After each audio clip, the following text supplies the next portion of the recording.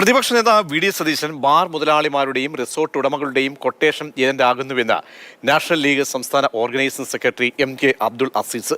മുനമ്പം ഭൂമി വഖഫ് അല്ലെന്ന സതീഷിന്റെ വാദം വസ്തുതാവിരുദ്ധമാണ്. സതീഷിനും ചില മുസ്ലിം നേതാക്കളും എടുത്ത നിലപാട് ആശങ്കയുണ്ടാക്കുന്നു. സമരത്തിന്റെ മറപിടിച്ച് മുസ്ലിം വിരുദ്ധ പ്രചാരണം നടക്കുന്നുവെന്നും അബ്ദുൾ അസീസ് ആരോപിച്ചു. CH മുഹമ്മദ് കോയ സാഹിബും KM സീതി സാഹിബും ഉൾപ്പെടെയുള്ള ആളുകൾ നിയമസഭയിൽ എടുത്ത നിലപാടിനു വിരുദ്ധമായി മുസ്ലിം ലീഗ് എന്തുകൊണ്ട് നിലപാടെടുക്കുന്നു എന്ന ചോദ്യമാണ് പരമപ്രധാനമായി വന്നിട്ടുള്ളത്.